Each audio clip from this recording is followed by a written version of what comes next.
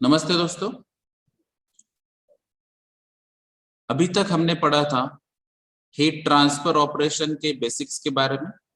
उसमें mode of heat transfer हमने देखा था, उसमें कंडक्शन, कन्वेक्शन और रेडिएशन के बारे में डेफिनेशन और उसके अलग अलग डेली लाइफ एग्जांपल और इंडस्ट्रियल एग्जांपल्स हमने पढ़े थे।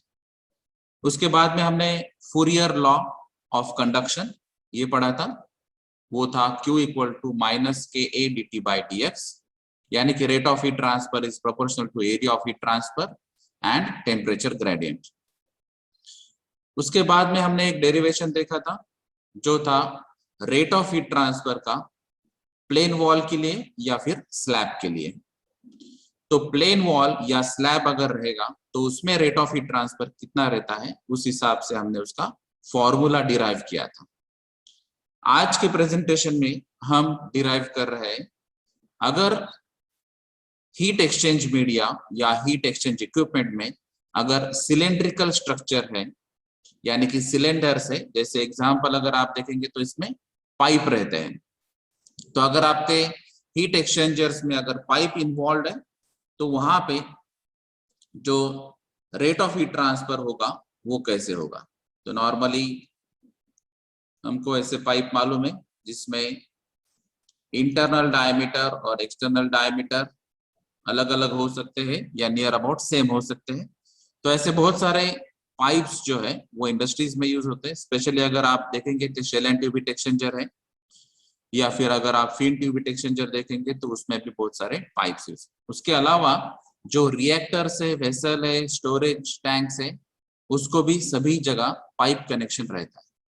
तो अगर ऐसे सिलेंड्रिकल पार्ट्स है पाइप जैसे, तो वहां पे आपको रेट ऑफ हीट ट्रांसफर कितना मिलता है, तो उस हिसाब से अभी हम फॉर्मूला डिराइव करेंगे।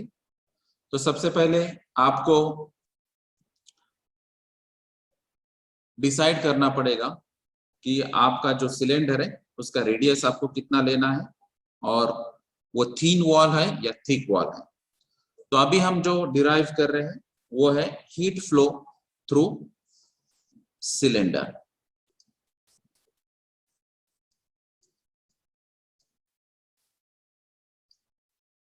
Heat flow through cylinder. तो रेट ऑफ हीट फ्लो या फिर हीट फ्लक्स या फिर derivation of rate of heat transfer for cylinder case, ये कंडक्शन के बारे में है। अगर ऐसे केस आती है तो उस हिसाब से आपको क्या काम करना है।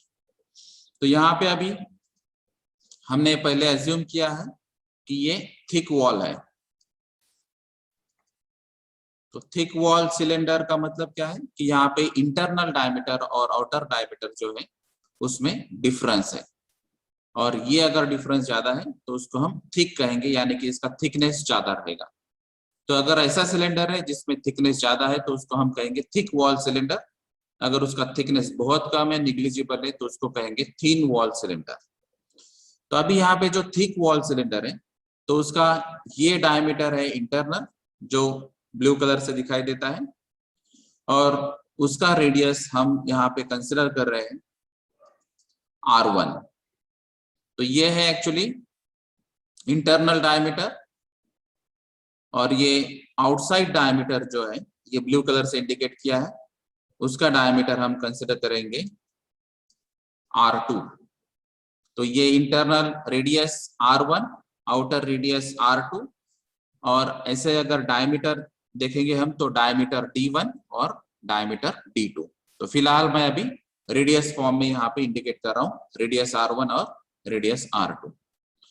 अभी जो ये एलिमेंट है रेड कलर से जो इंडिकेट किया है उसको, ये एक्चुअल टोटल जो सिलेंडर है आपका स्मॉल एलिमेंट्स में उसको डिवाइड कर सकते थे। तो अगर यही पार्ट जो है यानी कि आउटर डायमीटर और इनर डायमीटर में छोटे छोटे एलिमेंट्स में हम डिवाइड कर सकते हैं, तो ये जो एलिमेंट है इसको डेरिवेटिव एलिमेंट भी कह सकते हैं। तो डायग्राम ओरिएंटेड आपको इसको इंडिकेट कर सकते हैं हम DR। तो DR यानी कि डेरिवेटिव एलिमेंट। तो रेडियस का एक छोटा पार्ट, छोटा एलिमेंट हम ऐसी तरह आपको दिखा सकते हैं। तो ये क्यों दिखाना है आपको, तो इंटीग्रेशन आप जब करेंगे तो इंटीग्रेशन के लिए आपको ये dr एलिमेंट, ये स्मॉल एलिमेंट में काम आने वाला है। अभी अगर रियल में अगर हम डायग्राम देखेंगे तो रियल में एक्चुअली ये पाइप ऐसा रहेगा और इसका जो इंटरनल और आउटर डायमीटर है, यहाँ पे आपको अगर नॉर्मल पाइप हमें दिखाई देता है तो ये जो इंटरनल पार्ट है इससे आपको इंटरनल रेडियस पता चलेगी और आप एंड तक जाएंगे तो ये आउटर रेडियस पता चलेगी। अभी इसका जो साइड व्यू है, ये साइड व्यू यहाँ पे बताया गया, यानी कि आप यहाँ से अगर लेफ्ट हैंड साइड से देखते हैं या फिर राइट हैंड साइड से पाइप को देखते हैं तो ये पाइप ऐसा दिखाई देगा जहां पे ये आउटर रेडियस है और ये इनर रेडियस है और ये एक्चुअली स्मॉल एलिमेंट है। ये आपको कंसिडर करना या फिर एज्यूम करना है, वो भी डेरिवेशन और इंटीग्रेशन के लिए। तो आपका अगर सही मायने में अगर साइड व्यू देखते हैं तो साइड व्यू आपको इतना ही दिखाई देगा। तो ये जो भी थिकनेस एलिमेंट रहेगा वो थिकनेस के हिसाब से आपको ये पाइप ऐसा दिखाई देगा साइड व्यू में। तो ये साइड व्यू में यहाँ पे ये पाइप का कुछ ना कुछ थिकनेस रहेगा और उस हिसाब से आपको इंटरनल रेडियस और आउटर रेडियस जो है वो डिसाइड करनी होगी। तो यहाँ पे जो अभी सेंटर से दिखता है आपको, तो ये छोटा पार्ट जो है वो है इंटरनल रेडियस जो R1 से हमने इंडिकेट किया है, और यहाँ तक अगर आप पार्ट लेते रेडियस का तो हमने वो R2 से इंडिकेट किया है।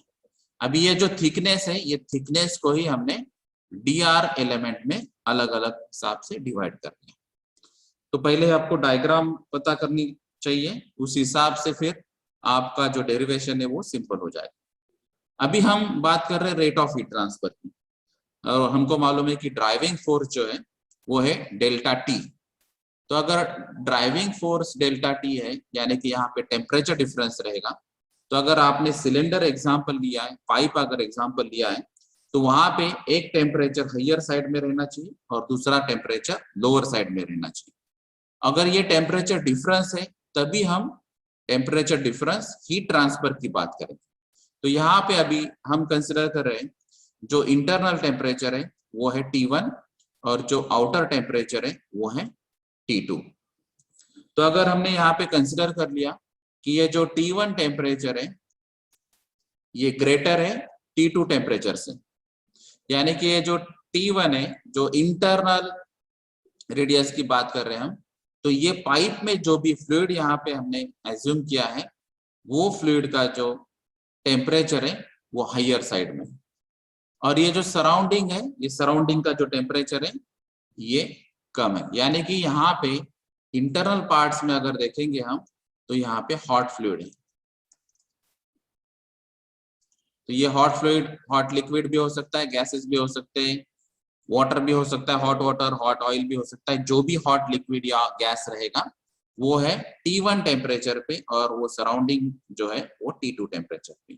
और हमने कंसिडर कर लिया है कि T1 ग्रेटर देन T2, यानी कि T1 टेम्परेचर जो है वो हायर साइड में और T2 लेसर साइड में। तो जो हीट फ्लो है वो heat flow T1 to T2 हो जाएगा। High temperature to low temperature heat flow होगा और उस हिसाब से हीट ट्रांसफर हो जाएगा। तो अभी ये जो हीट ट्रांसफर हो रहा है higher temperature to lower temperature या inner side to outer side cylinder case में, तो इसका रेट ऑफ हीट ट्रांसफर कैसे निकालते हैं? तो अभी रेट ऑफ हीट ट्रांसफर निकालने के लिए सबसे पहले आपको एज्यूम करना पड़ेगा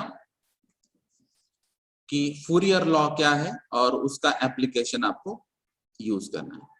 तो फूरियर लॉ हमने पहले ही पढ़ा है। तो फूरियर लॉ क्या है? Q equal to minus KA dt by dn। अभी यहाँ पे यूज कर रहा हूं। अगर प्लेन वॉल है तो यहाँ पे dx यूज करते हैं, और अभी सिलेंडर या स्फीयर केस है तो उसका थोड़ा मॉडिफाई होता है। ये जो n एलिमेंट है अभी ये रेडियस में कन्वर्ट होगा, क्योंकि अभी जो सिलेंडर की बात कर रहे हैं हम, स्फीयर की बात करेंगे तो वहां पे रेडियस एलिमेंट आएगा जो चेंजिंग एलिमेंट है। और पहले प्लेन वॉल थी या कॉम्पोजिट वॉल में x रहता है यानी कि थिकनेस रहता है। तो ये जो फूरियर लॉ है, अभी ये फूरियर लॉ सिलेंडर के लिए बन जाएगा -KA dt अपॉन dr, क्योंकि रेडियस एलिमेंट आएगा यहाँ पे। तो ये जो dr है यही हमने यहाँ पे ये इंडिकेट किया है, dr एलिमेंट, यानी कि ये जो भी सिलेंडर केस है उसका स्मॉल एलिमेंट। ठीक है, अब ये अगर आपको मालूम है सिलेंडर का जो एरिया रहता है वो एरिया रहता है 2πRL, यानी ये जो एरिया हम यहाँ पे दिखाई देता है तो ये एरिया रिप्लेस हो जाएगा 2πRL के हिसाब से।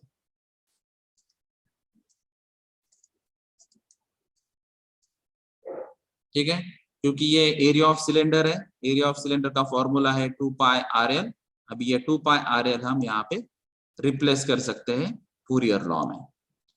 अब ये जो रिप्लेसमेंट है इसके बाद में जो हमको मालूम है कि टोटल सिलेंडर का अगर आपको रेट ऑफ हीट ट्रांसफर निकालना है तो उसको इंटीग्रेट करना पड़ेगा, और इंटीग्रेशन के लिए आपको मालूम है कि ये जो डेरिवेटिव एलिमेंट्स रहते हैं ये दोनों साइड को डिफरेंट लेना पड़ेगा और तभी हम इंटीग्रेशन दे पाएंगे। यानी कि ये जो dr एलिमेंट है वो आपको लेफ्ट हैंड साइड में लेना पड़ेगा, और dr एलिमेंट लेने की वजह से आपका ये जो r है ये भी r एलिमेंट आपको लेफ्ट हैंड साइड में लेके जाना पड़ेगा। तो ये एक्चुअली रीअरेंजमेंट हो जाएगी q into dr upon r। तो ये r और ये dr हमने लेफ्ट हैंड साइड में लिया, -K 2πL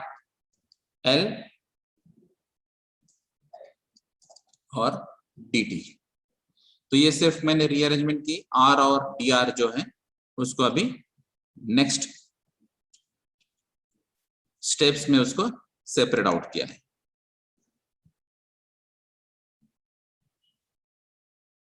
अभी इसके बाद में जो स्टेज है अभी आपको इंटीग्रेट करना पड़ेगा, तो अभी हम इंटीग्रेशन करेंगे। ये जो एलिमेंट है dr अपॉन r, तो उसका इंटीग्रेशन लिमिट हो जाएगा r1 और r2।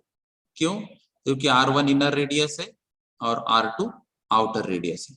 r1 का जो रेफरेंस टेम्परेचर वो है T1, और इसीलिए जो dt है उसका इंटीग्रेशन लिमिट बन जाएगा T1 टू T2। यानी कि अगर आप यहाँ पे देखेंगे तो लिमिट्स जो है नेक्स्ट स्टेप में R1 R2 और यहाँ पे T1 T2। तो R1 का यानी कि इनर रेडियस का करस्पॉन्डिंग टेम्परेचर T1 यहाँ पे आपको दिखाई देता है, ये R1 रेडियस है और टेम्परेचर T1। उसी हिसाब से R2 जो है वो आउटर साइड रेडियस है और उसका करस्पॉन्डिंग टेम्परेचर है T2। तो ये अभी आपके जो एलिमेंट्स है और इंटीग्रेशन लिमिट्स है वो आपके बन गए। फिर नेक्स्ट स्टेप में क्या आएगा, आपको dr अपॉन r जो है उसका इंटीग्रेशन सॉल्व करना है। तो ये रहता है -1 अपॉन r, और उसी हिसाब से अगर आप देखेंगे तो dt का इंटीग्रेशन आ जाएगा t। तो ये अभी हम सॉल्व करेंगे नेक्स्ट स्लाइड में।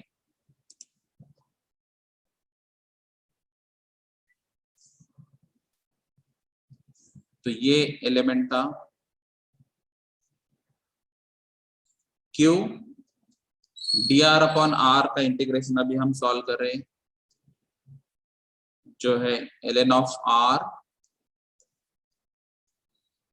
और लिमिट्स थे R1 टू R2, और राइट हैंड साइड में था -K, एरिया था 2πL, और लेफ्ट हैंड साइड में r पहले हमने ले चुके थे, और उसके अलावा जो dt का इंटीग्रेशन था वो था t, और लिमिट्स थे T1 टू T2।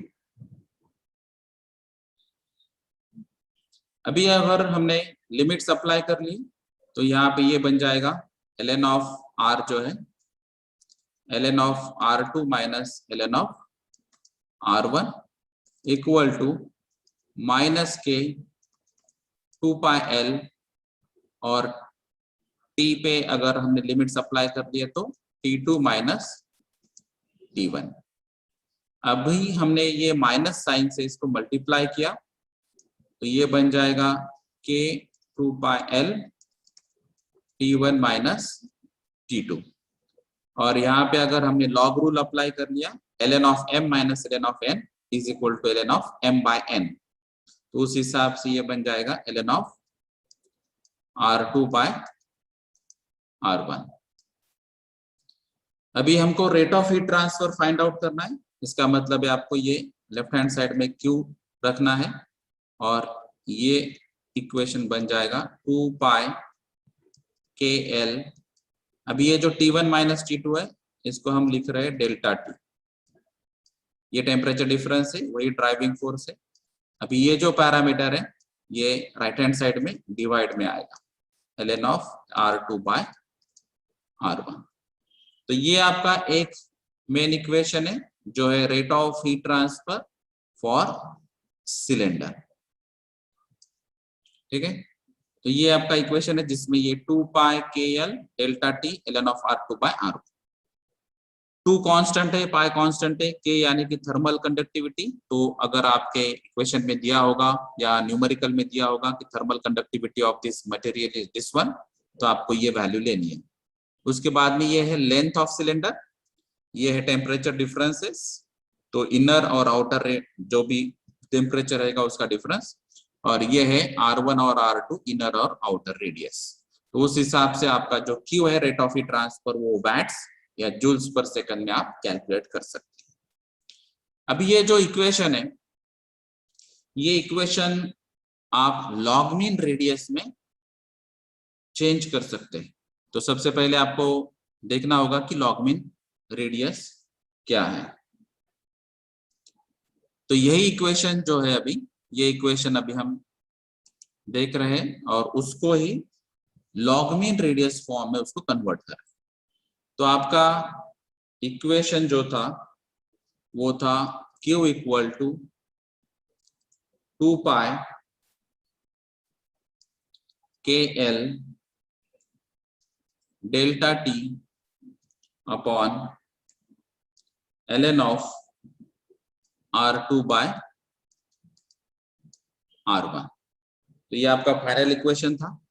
अभी हम बात कर रहे हैं लॉग मीन रेडियस। तो ये लॉग मीन रेडियस क्या होता है, स्पेशली अगर हम सिलेंडर की बात करेंगे तो लॉग मीन रेडियस इंडिकेट किया जाता है R सफिक्स m से।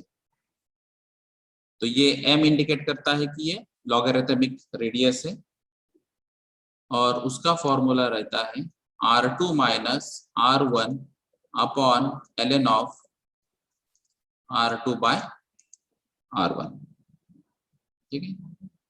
अगर ये log mean radius for cylinder का अगर फॉर्मूला है तो उस हिसाब से आपका जो फाइनल इक्वेशन था रेट ऑफ हीट ट्रांसफर में, तो आप उसको एडजस्ट कर सकते हैं। जैसे यहाँ पे है ln R2 बाय R1, तो ये फैक्टर है यहाँ पे ln R2 बाय R1। तो अभी ये जो फॉर्मूला है बेसिक, उसको हम कैसे लिख सकते हैं, इसको आप ऐसा भी लिख सकते हैं ln of R2 by R1 is equal to R2 minus R1 upon Rm। Rearrange किया है, सिर्फ आपने लेफ्ट हैंड साइड में लिया, Rm राइट हैंड साइड में ले लिया, और ये इक्वेशन आ गया। अब ये जो मेन इक्वेशन है आपका, तो ये मेन इक्वेशन में आप ये पुट अप कर सकते हैं, ठीक है। तो अगर आप यहाँ पे ये इक्वेशन में पुट करते हैं तो इक्वेशन क्या बन जाएगा, Q equal to 2 pi KL delta T divided by ln R2 by R1 बन गया अभी R2 minus R1 upon Rm। अभी इसको अगर हमने रीअरेंज कर लिया तो ये बन जाएगा 2 पाई KL डेल्टा T। अभी ये जो Rm है ये RM न्यूमरेटर में आएगा और यहाँ पे आएगा R2 माइनस R1। इसको ही अगर हम अभी रिप्लेस करते हैं, जैसे अभी यहाँ पे है 2 पाई RM और L, तो ये अगर 2 पाई RM L जो है वो बनेगा लॉग मीन एरिया। यानी कि अगर आपने लॉग मीन एरिया का फॉर्मूला देखा तो 2 पाई RM L, जैसे हमने पहले लिखा था area of cylinder is 2 pi RL, लेकिन अभी यहाँ पे जो R है वो लॉग मीन रेडियस अगर आता है तो एरिया भी लॉग मीन एरिया बन जाएगा। तो इसीलिए यहाँ पे ये जो फैक्टर है 2 पाई RM L, तो ये बन जाएंगे लॉग मीन एरिया यानी कि AM। अभी रिमेनिंग क्या है K और delta T upon R2 minus R1। तो यही फॉर्मूला आपका Q का है जो लॉग मीन रेडियस के फॉर्म में है और लॉग मीन एरिया के फॉर्म में है। तो ये आपका फाइनल इक्वेशन बन गया Q equal to K into AM delta T upon R2 minus R1। तो आप अगर लॉग मीन रेडियस अप्लाई कर सकते हैं, लॉग मीन एरिया आपको फाइंड आउट कर सकते हैं, या फिर अगर आपको लॉग मीन रेडियस में कैलकुलेशंस करने हैं, क्योंकि लॉग मीन रेडियस और लॉग मीन एरिया अगर आप अप्लाई करते हैं तो आपके जो रेट ऑफ हीट ट्रांसफर का वैल्यू आएगा वो एक्यूरेट आएगा। तो एक्यूरेसी बढ़ाने के लिए आप ये Q equal to KAM delta T upon R2 minus R1, तो ये फॉर्मूला अप्लाई कर सकते हैं। तो ये भी रेट ऑफ हीट ट्रांसफर का सिलेंडर के लिए फॉर्मूला है लॉग मीन रेडियस और लॉग मीन एरिया के लिए। Thank you.